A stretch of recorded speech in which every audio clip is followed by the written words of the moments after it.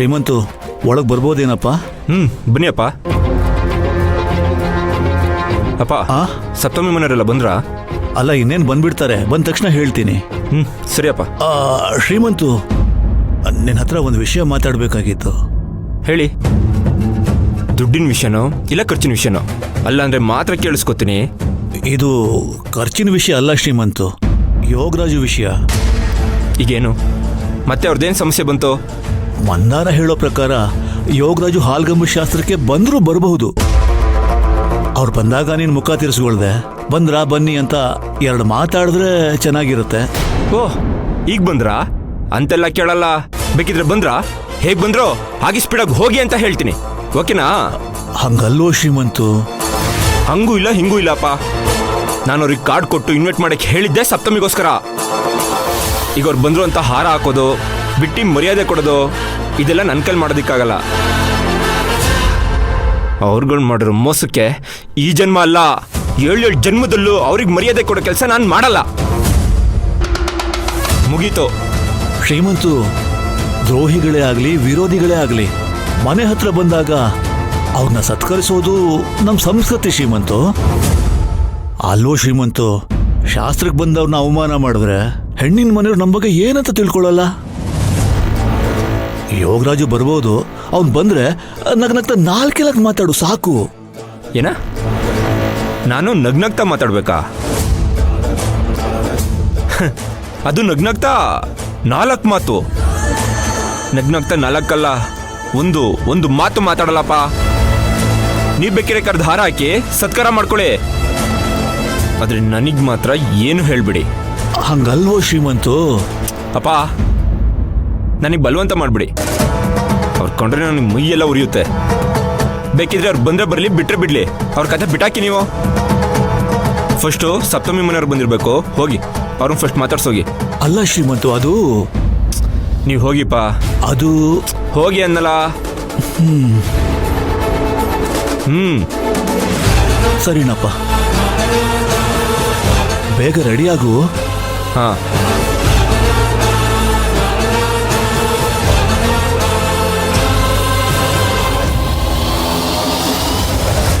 ಏನಾದ್ರೂ ಯೋಗರಾಜ ಮಂಜರಿ ಬಂದು ಗಲಾಟೆ ಮಾಡಬೇಕು.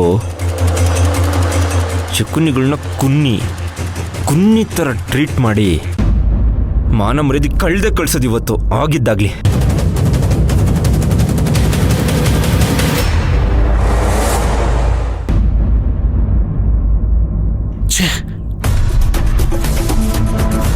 ಯಾಕೋ ನಾಗರಾಜು? ಈ ನಿನ್ ಮೊಮ್ಮಗಗೆ ಮೈಯೆಲ್ಲ ಕೋಪ. ಇವನ್ ಕೋಪ ತಡೆಯೋ ಭೂಪ ನಾನಂತೂ ಅಲ್ಲಮ್ಮ.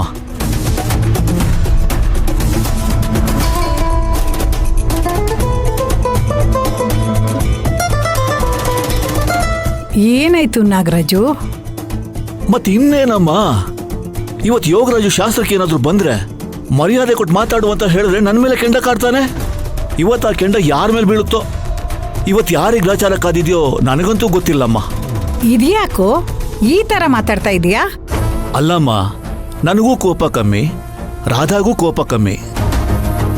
ಆದ್ರೆ ಇವನ್ ಇಷ್ಟೊಂದು ಕೋಪಿಷ್ಟ ಆಗೋದಕ್ಕೆ ಕಾರಣ ಏನು ಅಂತಾನೆ ಅರ್ಥ ಆಗ್ತಿಲ್ಲ. ಇದ್ರಲ್ಲಿ ಅರ್ಥ ಆಗದೆ ಇರೋಂಥದ್ದು ಏನೋ ಇದೆ. ಆ ರೂಮಲ್ಲಿ ತಗ್ಲಾಕೊಂಡಿದ್ದಾನಲ್ಲ ಫೋಟೋ, ನಿಮ್ಮ ಅಪ್ಪಂದು, ಅದೇ ನನ್ನ ಗಂಡಂದು. ಅವರೇ ಕಣೋ ಈ ಶ್ರೀಮಂತ ಇಷ್ಟೊಂದು ಕೋಪಿಷ್ಟ ಆಗೋದಕ್ಕೆ ಕಾರಣ. ಅವ್ರ ತಾತನ ಗುಣನೇ ಎಲ್ಲ ಅವನಿಗೆ ಬಂದಿದೆ.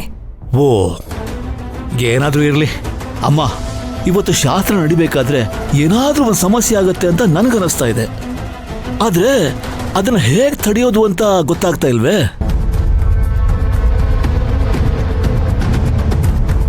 ಇದನ್ನ ಆರಾಮಾಗಿ ತಪ್ಪಿಸ್ಬೋದು ಕಣೋ. ಎಂಥ ಬೆಡ್ದಂಥ ಸಮಸ್ಯೆ ಬಂದ್ರು ಆ ಸಮಸ್ಯೆನ ಬಗೆಹರಿಸೋಕ್ಕೆ ನಮ್ಮ ಹತ್ರ ಒಂದು ಅಸ್ತ್ರ ಇದೆ. ಅಸ್ತ್ರನಾ? ಬರೀ ಅಸ್ತ್ರ ಅಲ್ಲ, ಬ್ರಹ್ಮಾಸ್ತ್ರ. ಯಾರ ಬಗ್ಗೆ ಹೇಳ್ತಾ ಇದ್ದೀನಿ ಅಂತ ಯೋಚನೆ ಮಾಡ್ತಾ ಇದೀಯಾ? ಅದಿನ್ಯಾರು ಅಲ್ಲ ಕಣೋ, ನಮ್ಮನೆ ಭಾವಿ ಸೊಸೆ ಸಪ್ತಮಿ ಬಗ್ಗೆ ಹೇಳ್ತಾ ಇದ್ದೀನಿ. ಸಪ್ತಮಿನಾ? ಹೌದು ನಾಗರಾಜು. ಶ್ರೀಮಂತು ಯಾರ ಮಾತು ಕೇಳದೆ ಹೋದ್ರು ಸಪ್ತಮಿ ಮಾತನ್ನ ಕೇಳೇ ಕೇಳ್ತಾನೆ. ಸಪ್ತಮಿ ಬರ್ತಿದ್ದ ಹಾಗೆ ಶ್ರೀಮಂತ್ ಹತ್ರ ಮಾತಾಡು ಅಂತ ಹೇಳೋಣ. ಏನಂತೀಯ? ಅದ್ ಸರಿ, ಆದ್ರೂ ಯೋಚನೆ ಮಾಡ್ಬೇಡುವೋ. ಈಗ ಶಾಸ್ತ್ರಗಳ ಕಡೆ ಗಮನ ಕೊಡೋಣ. ನಡಿ ಹೋಗೋಣ. ನಡಿಯಮ್ಮ.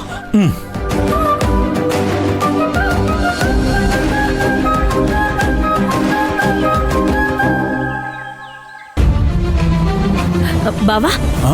ಎಲ್ಲ ರೆಡಿ ಆಗಿದೆ. ಪುರೋಹಿತರ ಶಾಸ್ತ್ರಕ್ಕೆಲ್ಲ ರೆಡಿ ಆಗಿದೆಲ್ಲ? ಎಲ್ಲ ರೆಡಿ ಆಗಿದೆಯಮ್ಮ. ಸರಿಯಮ್ಮ.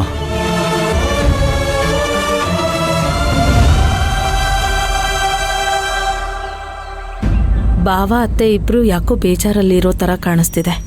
ಏನಾಗಿರ್ಬೋದು?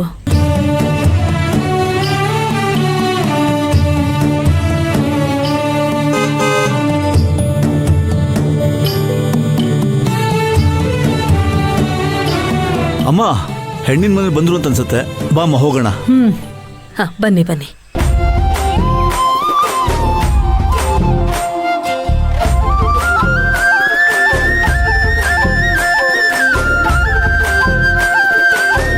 ಹೇ ನಾಗರಾಜ, ನಾಗರಾಜ, ಬಾರೋ ಬಾರೋ ವೆಂಕಟು. ನಮಸ್ಕಾರ. Hi hi hi hi hi hi. ಅಜ್ಜಿ, ನಾನು ಶ್ರೀಮಂತ ಅಜ್ಜಿ, ಶ್ರೀಮಂತ ಅಲ್ಲ.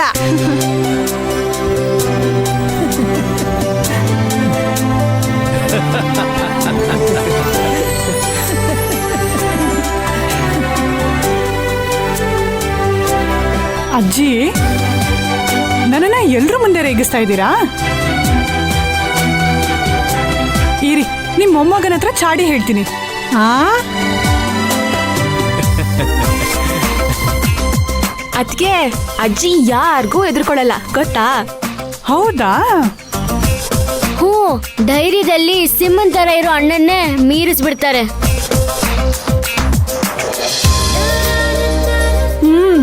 ಒಳಗಡೆ ಸಿಂಹದ ತರ ಇರೋ ನಿಮ್ಮ ಅಣ್ಣ ಇದ್ದಾನೆ. ನೀವು ಹತ್ತಿಸ್ತಾ ಇರೋದು ನೋಡಿದ್ರೆ ನನ್ನನ್ನೇ ಬಲಿ ಕೊಡೋ ಹಾಗಿದೆ.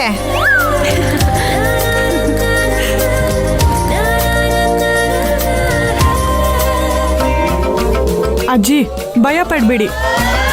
ನಿಮ್ಮ ಸಪೋರ್ಟಿಗೆ ನಾನು ಯಾವಾಗಲೂ ಇದ್ದೇ ಇರ್ತೀನಿ.